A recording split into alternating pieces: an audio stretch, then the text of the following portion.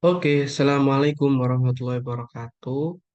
Kita kembali lagi ke pembahasan soal-soal TPK ya.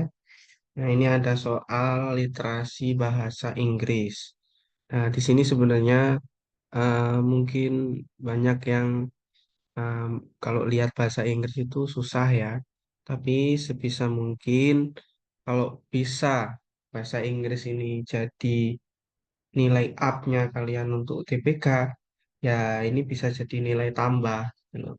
Nggak harus bisa ya, nggak harus paham semua untuk bisa menjawab soal literasi bahasa Inggris. Nggak semua. Ya, cukup kita butuh paham paragrafnya, kemudian kita bisa menebak kira-kira arti dari katanya itu. Nah, ini dari kata yang soal di bawah ini ya. Di sini ada langsung ke soal. Jadi the word ya affluence di sini ya. Affluence. Nah, in the text above is closest meaning to. Jadi kalau dilihat itu closest meaning itu artinya itu kayak arti yang paling dekat atau mungkin bisa dikatakan mungkin sinonim gitu ya. Oke, sinonimnya gitu. Oke, sinonimnya ini apa gitu kan? Nah, kalau dilihat di sini, affluence itu ada di baris nomor, coba kita baca ya. Take a walk around some poor neighborhoods in Philadelphia. Neighborhood full of broken windows and some step, and you will find beautiful work of art on the side and in front of building. But mural are not only found in poor neighborhood, but they are found in ini ya affluence once as well. Nah ini kalau dikatakan nih berarti ini kita nggak sebenarnya bisa jadi kita nggak tahu artinya tapi bisa menjawab juga bisa jadi ya. Karena di sini ada padanan kata yang mengatakan ke apa namanya kebalikannya gitu kan. Di sini dikatakan kalau kamu akan menemukan banyak eh, beautiful ya art gitu ya. Jadi mungkin karya seni gitu ya, art in front of building. Nah, ini ya di on the side and in front of building. Jadi menemukan banyak sekali karya-karya seni gitu ya. Tapi ini maksudnya itu karya seninya di sini but mural. Nah, ini ya. Murals are not only found in poor neighborhood. Jadi ini kalau dikatakan eh, di sini not only gitu ya, tidak hanya ditemukan di lingkungan yang poor itu bisa dikatakan miskin atau mungkin bisa dikatakan ya mungkin paling tepat sih itu kayak lingkungan yang miskin gitu ya. Neighborhood, nah, jadi lingkungan yang miskin, tapi mereka juga they are found in. Nah, ini berarti kan karena ada kata but di sini. Mm. Nah, ini bisa jadi perbandingan dua tempat gitu ya. Tempat yang bisa jadi yang baik sama yang buruk.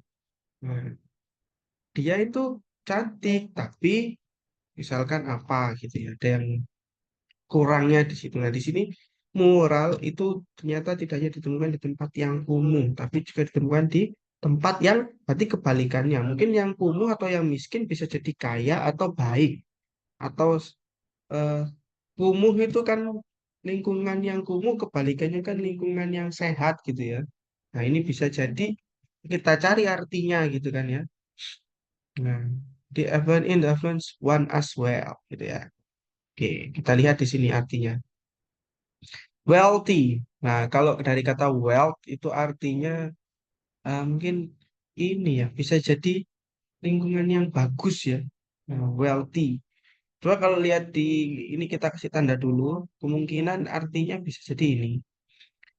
unlucky. Unlucky itu kan berarti tidak beruntung. Nah, tapi di sini kan kebalikan ya. Bad itu kan satu kejomplangan gitu ya. Satu perbandingan antara yang baik dan yang buruk gitu ya. Ada yang plus sama yang minus gitu kan.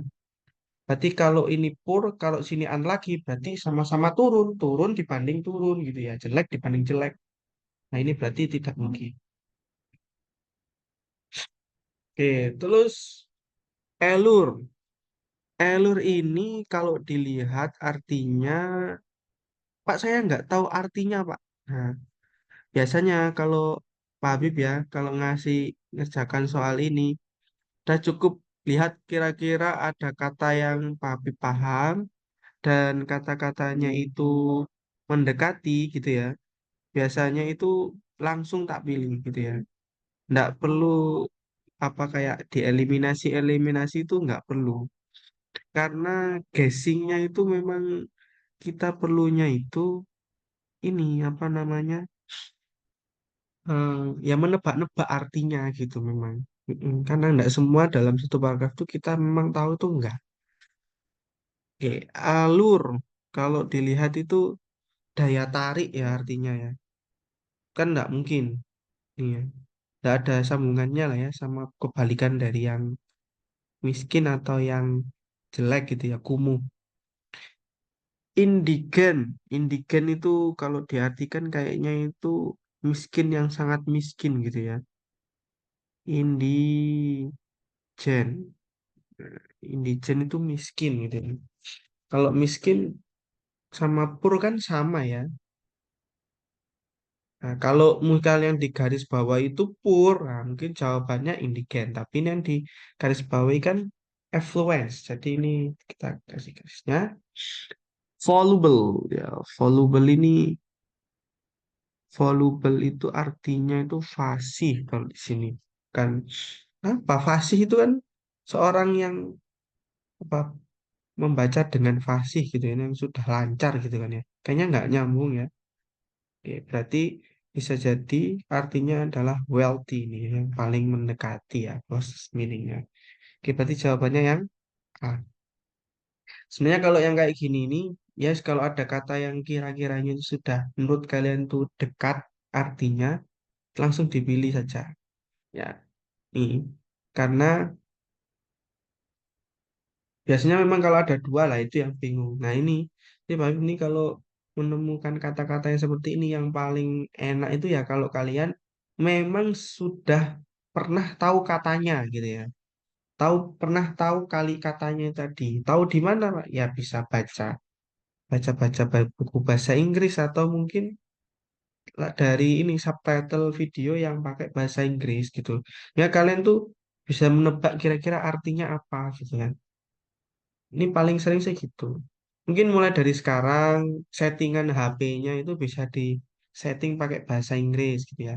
Lumayan lu bisa melatih bahasa Inggris lah keseharian yang ada di HP gitu kan ya. Misalkan mau nyeting-nyeting WhatsApp gitu kan. Di kliknya itu bukan tulisannya pengaturan, tapi di kliknya itu udah keluar namanya setting. Oh, berarti setting itu pengaturan.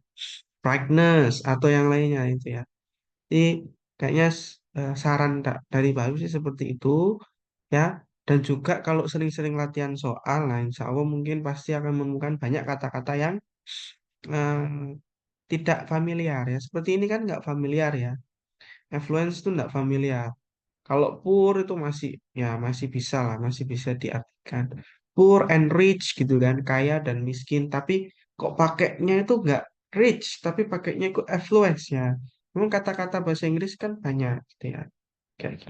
Oke, sampai ketemu di soal selanjutnya ya.